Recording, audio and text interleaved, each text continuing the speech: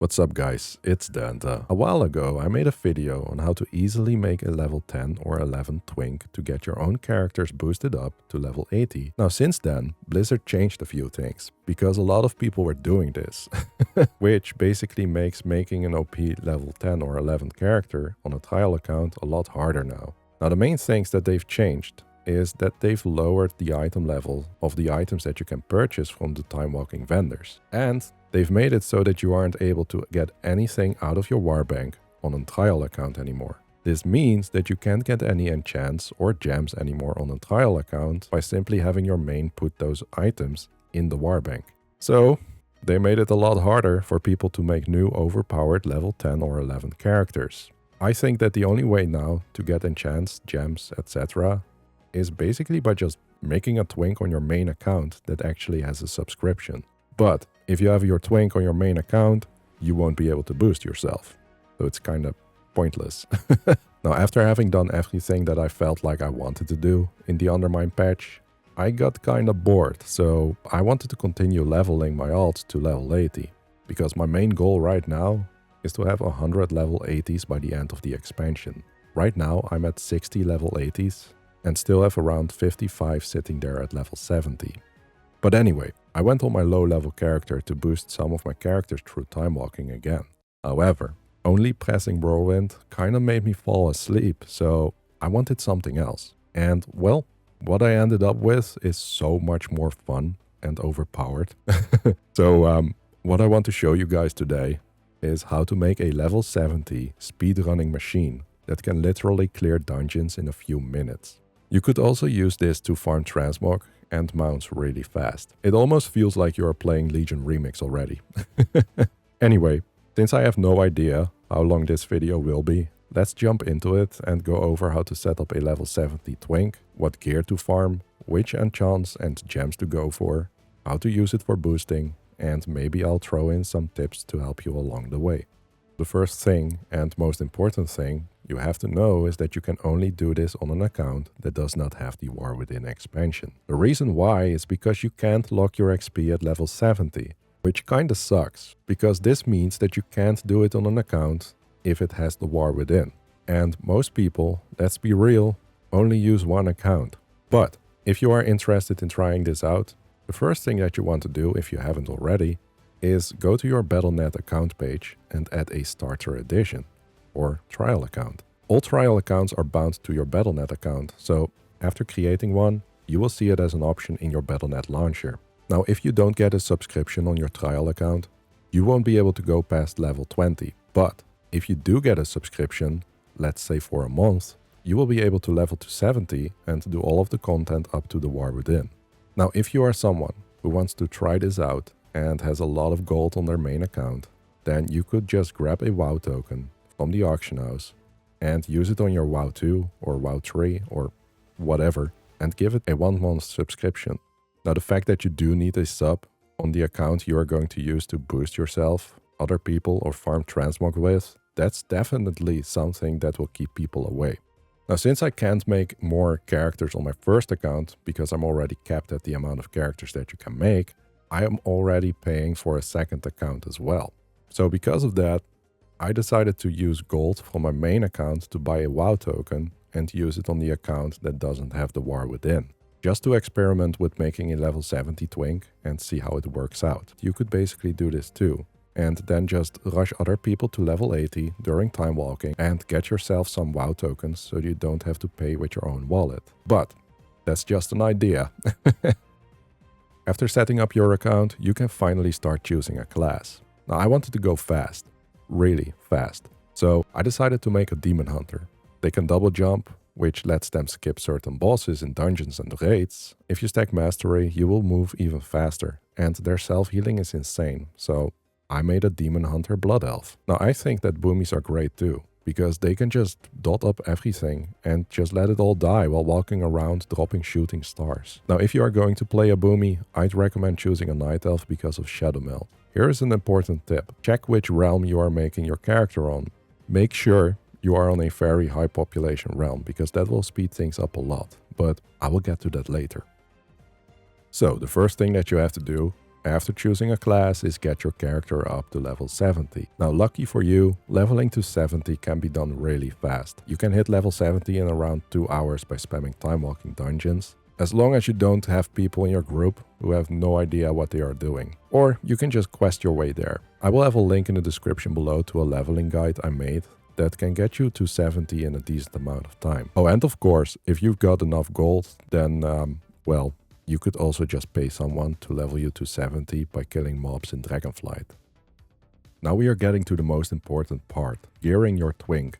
A lot of BIS, or best in slot items, can be crafted, and the best part is, you don't even need to have any professions yourself, since you can just have other people craft those items for you. Now when you hit level 70, the first thing that you will want to do is get your best in slot trinkets, which you can simply buy from the auction house. You can get these 584 item level Agari trinkets that give you a lot of stats. Before we can have the rest of our best in slot gear crafted, we need to farm some Sparks of Awakening. The good news is that getting them is pretty easy right now. All we have to do is run the Dawn of the Infinite dungeon in Dragonflight. You want to run it on Mythic, Hard mode if you can, and Heroic. Heroic mode can be spammed over and over until you have all of the splintered sparks, while Mythic can only be done once per week. The time it takes depends on whether you are using your main account or maybe you have a friend to rush you through.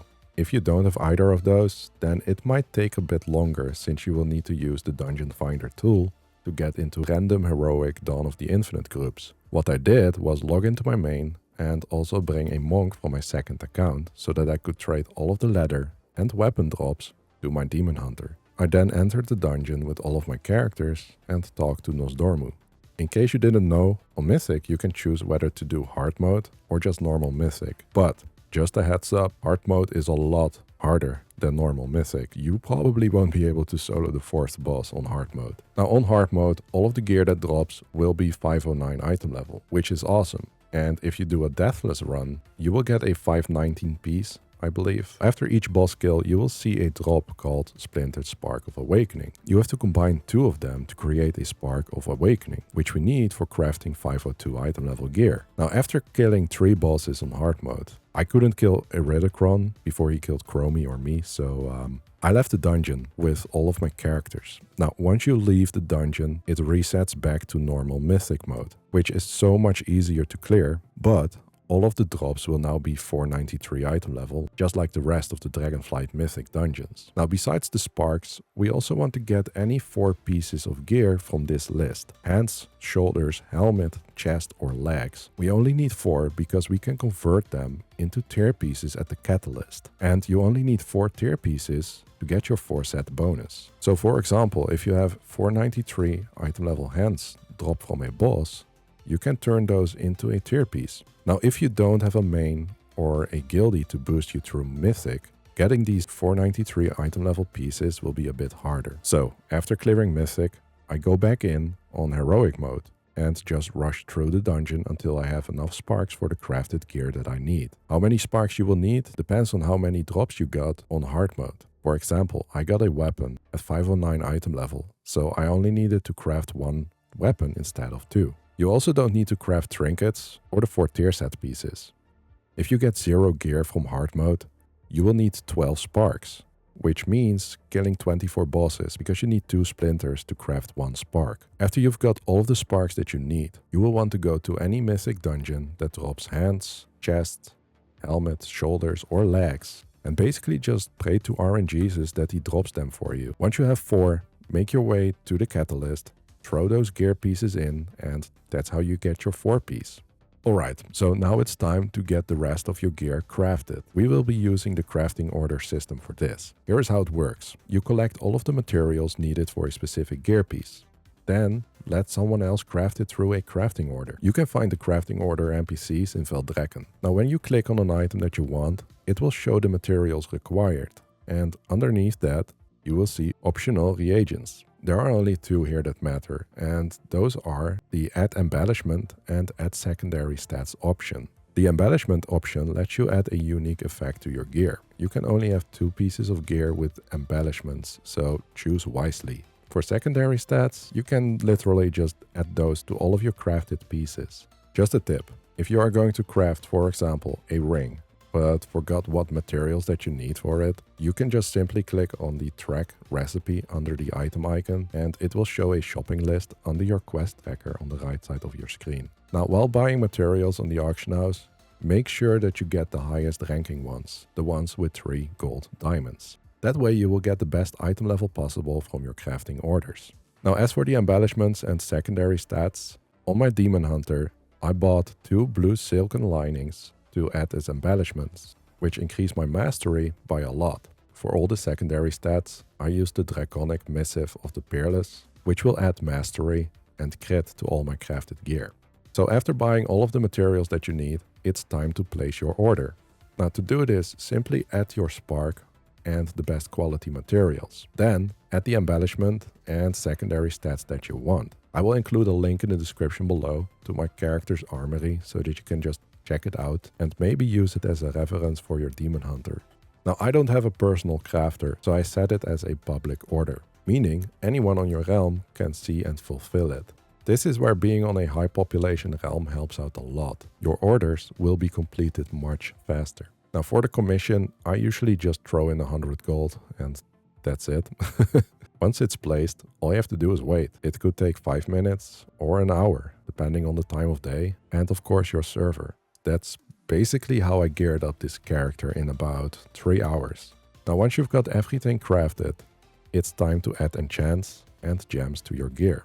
Now, this part was actually the most expensive for me, since enchants are pretty pricey on my server. I will put a full list of enchants and gems in the description below, so that you can just copy paste it in game if you want. Now, here are the enchants and gems that I've used. My helm rolls with a socket, so I put a deadly amber gem in it. For my necklace, I added 2 extra sockets by buying 2 tiered medallion settings and using them on my necklace. Then I added 3 masterful rubies to it. My cloak is enchanted with the chant of burrowing rapidity. My chest has the Storm Rider's agility enchant. My bracers are enchanted with the Nerubian novelties. Both of my weapons have the wafting or wafting devotion enchant. My belt has a shadowed belt clasp. My pants have a fierce armor kit on them. My boots are enchanted with the Plains Runner breeze enchant. Both of my rings are enchanted with the Radiant Mastery. One of them has a deadly onyx gem, while the other one has a elusive blasphemite gem. Now it's finally time to start boosting our characters to max level. First off, make sure that you are in your DPS spec, because that way you will deal so much more damage. Oh, and by the way, I will have my talent build in the description below, so that you can copy paste it in game. Now, one of the big differences between a level 10 Twink and a level 70 Twink is that on a level 70 character, without the War Within expansion, your XP gets automatically locked, so you don't have to do anything for it. This means that unlike a level 10 or 11 character, which has to manually lock its XP and make everyone in the party receive less XP, unless you get placed in the same party without actually queuing together, your level 70 character can join a party with your main and immediately start queuing for time walking dungeons without any problems. So how do you start boosting your characters? Well, it's really simple. Just party up, queue up for time walking dungeons and rush through it. Your Demon Hunter will be so fast, tanky and deal so much damage that you can clear these dungeons in just a few minutes. Now, as I mentioned in my previous Twink video, sometimes you will run into those special kinds of WoW players who actually try to kick you for clearing dungeons too fast. Now, don't get me wrong, there are a lot of people that are actually very happy with you whenever you join a dungeon and basically just, boost them for free. But there are always a few special ones out there. So just keep that in mind. If you are boosting characters from 70 to 80, it will take around 1 to 2 hours, depending on the dungeons that you get. Boosting from 10 to 80 will take around 4 hours, which is still pretty fast.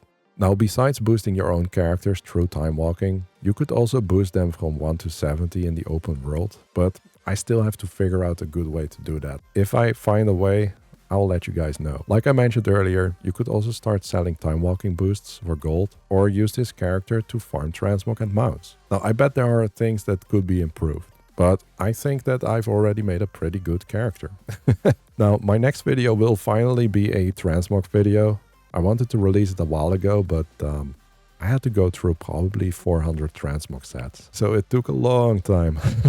Anyway, I hope that this video was helpful for some of you and that you've liked it. Now, if you want to see more content like this, then please consider subscribing. Also, if you have any questions or maybe even suggestions for different items, just let me know in the comment section below. Now, with that being said, thanks for watching. I hope you guys have a great day, and I'll see you in the next video. Bye.